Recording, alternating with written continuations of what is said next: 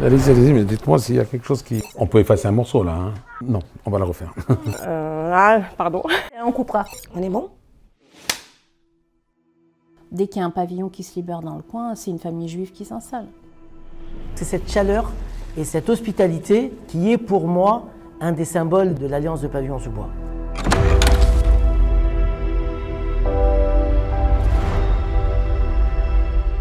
Depuis 1964, l'Alliance Pavillon-sous-Bois est témoin d'une histoire exceptionnelle.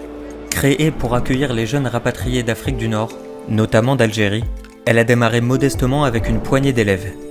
L'Alliance des Pavillons-sous-Bois est devenue, au fil des décennies, un établissement scolaire florissant. D'abord lycée, puis collège, avant d'ouvrir sa maternelle et son primaire. Aujourd'hui, l'école compte 924 élèves.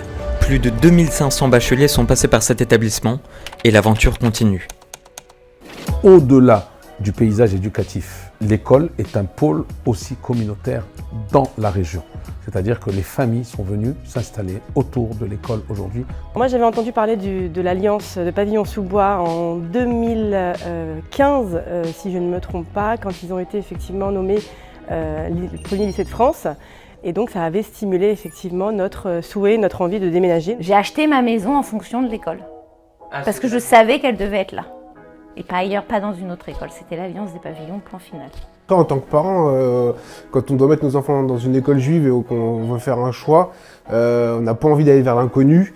Et puis quand on a eu une expérience qui est bonne, on a envie de la transmettre à nos enfants. Donc on est venu habiter ici exprès pour l'école. Voilà, parce qu'on savait qu'il y avait un bon enseignement. Et je ne suis pas déçu de l'enseignement, vraiment les valeurs sont restées les mêmes. J'ai pas eu la chance d'être à l'école à l'Alliance, j'étais dans le public toute ma scolarité. Ça fait 10 ans que j'habite à Pavillon-sous-Bois et mes enfants sont inscrits à l'école depuis 2015. La facilité, c'est qu'on a tous nos enfants dans la même école. La particularité du corps enseignant est d'abord d'être dans le don de soi, de partager les valeurs qui sont celles de l'école, d'être dans la rigueur, d'être dans l'excellence, des valeurs d'authenticité, d'honnêteté, de droiture. Mais je me suis rendu compte que je ne me suis pas trompée d'école parce que cette école-là est un petit peu comme un cocon pour les enfants. C'est-à-dire qu'on a l'impression que c'est une grande famille. Voilà. Donc les professeurs sont bienveillants, on peut discuter avec eux, il y a un échange. Quand on a un souci, on peut s'adresser à la directrice, Madame Sasportes du primaire, et on a Monsieur Micheli qui peut intervenir dans la journée ou le lendemain. Donc c'est ce qui est appréciable. L'école de Pavillon-sous-Bois est une école familiale. On a eu en classe les parents, on a les enfants et on espère avoir justement, même un peu plus tard, les enfants de ces enfants. L'engagement des enseignants est toujours à penser au bien-être et à l'épanouissement de chacun de nos enfants. Ce sont des élèves qui rentrent souvent en CP et qui font tout leur parcours scolaire ici à l'école. Mais si un élève arrive en 3e, en 4e, en seconde, il est toujours très bien accueilli par l'ensemble des élèves. Quand je suis arrivé en CE2 justement en milieu d'année, j'étais arrivé après plusieurs problèmes. Ma sœur, elle a eu des soucis d'harcèlement, j'ai eu des soucis de bagarre dans l'école publique. Et M. Micheli m'a accepté en milieu d'année. Maintenant, j'ai encore cet amour pour l'école parce qu'ils m'ont donné beaucoup. Ils m'ont surtout permis de sortir de tous ces problèmes que j'ai eus en m'accueillant ici. Donc c'est pour ça que je suis très reconnaissant vers l'école en ce moment. On les pousse au maximum de manière à essayer de les former au mieux pour poursuivre leurs études secondaires. On sait que l'école, c'est le pied d'entrée pour les études supérieures et donc c'est un niveau d'excellence. Enfin, l'école, elle est réputée pour ça. Et on a une petite particularité que je tiens à souligner, c'est que nous avons des professeurs qui ont été des élèves de cet établissement. Ce qui est très très agréable et très satisfaisant de voir des élèves qui ont grandi dans l'école, qu'on a accompagnés et à qui on a pu donner le goût de l'enseignement. Donc je suis professeure d'histoire-géographie et de MC à l'Alliance depuis l'année dernière. Certains profs, je pense qu'ils ne le savent même pas, mais j'étais très timide quand j'étais élève. Il y a des profs qui m'ont permis d'être prof parce qu'ils m'ont donné confiance en moi. Je suis comme chez moi en fait, j'ai juste changé de bureau. Les enfants sont devenus une passion, plus que l'histoire-géo. Un grand nombre de professeurs, on a l'impression qu'ils sont très proches des enfants. Ils veulent en fait que les enfants réussissent comme si c'était leurs enfants. Et ça, je trouve que c'est très très bienveillant et important pour nos enfants.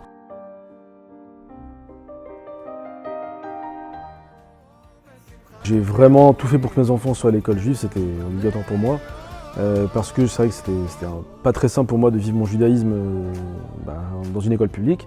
Et là, mes enfants, voilà, ils n'ont aucun problème. Je suis arrivée ici à l'Alliance en CM1 C'était un vrai changement pour moi et bon, j'ai pu suivre les cours quand même avec le Talmud Torah, mais du coup ça m'a fait extrêmement bien d'être dans un environnement complètement avec des personnes juives. J'étais beaucoup mieux intégrée, je me sentais beaucoup plus à ma place dans un établissement avec des matières de Kodesh, avec des opportunités pour apprendre l'hébreu, etc.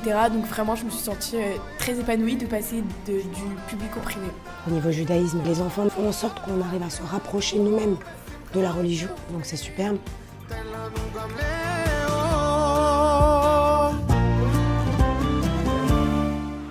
Ce gala n'est pas seulement destiné à offrir plus de confort à nos élèves, mais il doit nous permettre d'agrandir pour accueillir des enfants qui ont besoin de venir à l'école juive. Ils sont nombreux à être aujourd'hui harcelés, insultés dans des écoles publiques, qui sont victimes d'actes antisémites.